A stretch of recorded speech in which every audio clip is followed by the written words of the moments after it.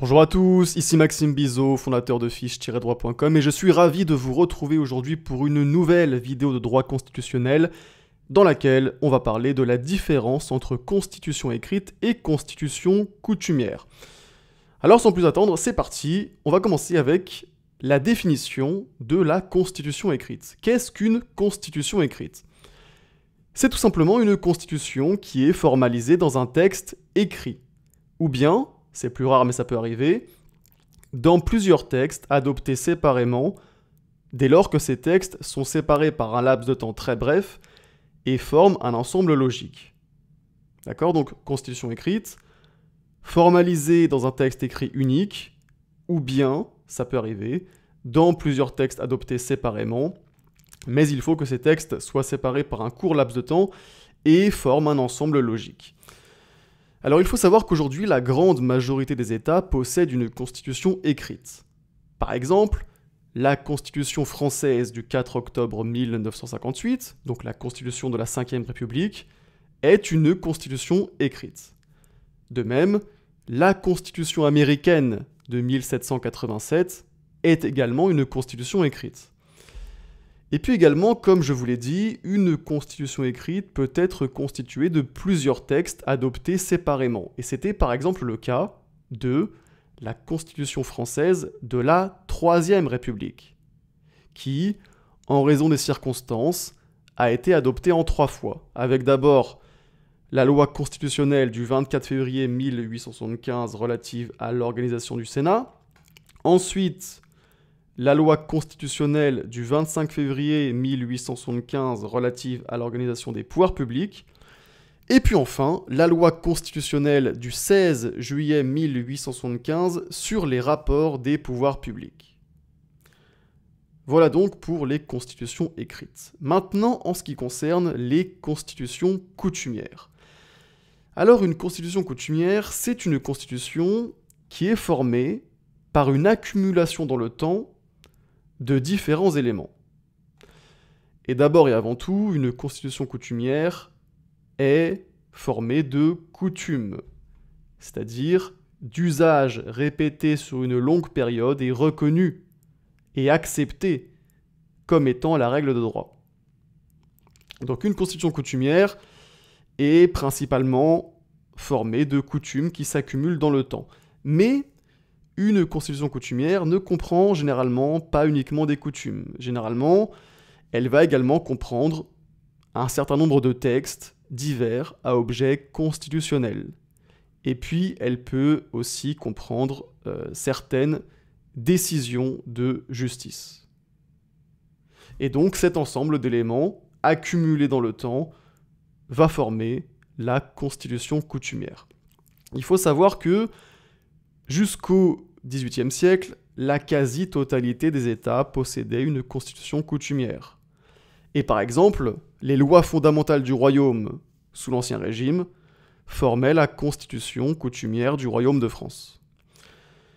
Mais aujourd'hui, il n'y a que le Royaume-Uni, parmi les pays d'Europe, qui a conservé une constitution coutumière. Et la constitution coutumière du Royaume-Uni, elle comprend des textes de différentes époques, comme par exemple la Magna Carta de 1215, l'acte d'Habeas Corpus de 1679, le Bill of Rights de 1689, l'Act of Settlement de 1701, etc., etc. Elle comprend également, cette constitution du Royaume-Uni, bien sûr, l'ensemble des pratiques coutumières établies au fil du temps. Et puis elle comprend enfin un certain nombre de décisions de justice qui concernent des litiges de nature politique. Ceci étant dit, petite parenthèse dans cette vidéo pour vous parler de mon pack de fiches en droit constitutionnel, puisqu'effectivement, si jamais vous voulez réviser efficacement votre droit constitutionnel, eh bien vous pouvez vous procurer mon pack de fiches en droit constitutionnel, qui est un pack qui comprend 20 fiches de révision, qui sont claires, qui sont synthétiques, et qui résument parfaitement le droit constitutionnel. Avec ce pack de fiches, vous allez donc pouvoir réviser efficacement la matière. Vous allez également pouvoir mieux comprendre la matière. Et donc, si ça vous intéresse, vous trouverez le lien dans la description de cette vidéo. Ceci étant dit, on reprend et on va maintenant parler des avantages et des inconvénients des constitutions écrites par rapport aux constitutions coutumières.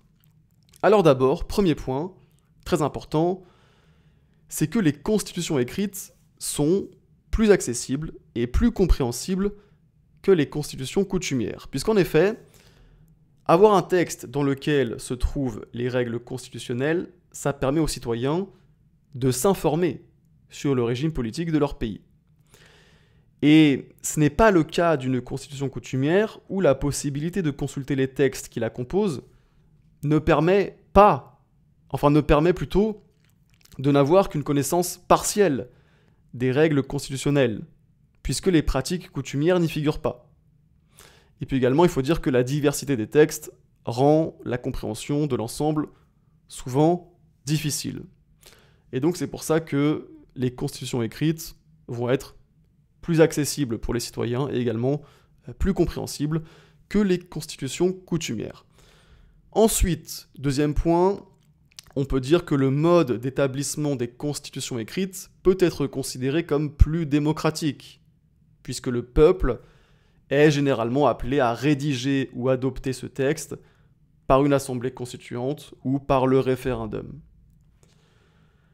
Et puis également, il faut bien comprendre qu'une constitution écrite, c'est l'instrument de la volonté politique du moment. La constitution écrite, elle est rédigée à un moment précis, et donc elle permet d'établir les règles de fonctionnement d'un régime selon un projet politique précis.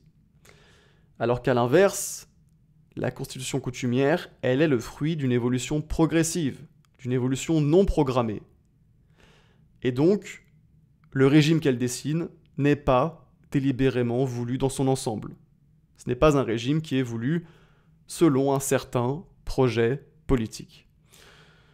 En revanche, il faut dire que, puisque le processus d'élaboration de la constitution coutumière est progressif, eh bien, on a des règles nouvelles qui viennent naturellement s'ajouter aux précédentes pour les compléter ou pour les modifier, et ce, sans avoir à passer par une procédure de révision de la Constitution. On parle de constitution souple. Et c'est pour ça que, si on y pense, eh bien, une constitution coutumière va s'adapter facilement aux évolutions de la société. Alors qu'à l'inverse, les constitutions écrites sont généralement rigides. Qu'est-ce que ça signifie ? Ça signifie qu'elles ne peuvent être révisées que selon une certaine procédure, que selon une procédure plus complexe que celle utilisée pour élaborer les lois ordinaires. Et ça rend plus difficile leur adaptation aux évolutions de la société. Et sur ces bonnes paroles, cette vidéo est maintenant terminée, j'espère qu'elle vous a plu. Si oui, n'oubliez pas de liker cette vidéo, ça m'encourage et ça m'aide à faire connaître mon travail à plus de monde. Et sur ce, on se dit à très bientôt pour une prochaine vidéo.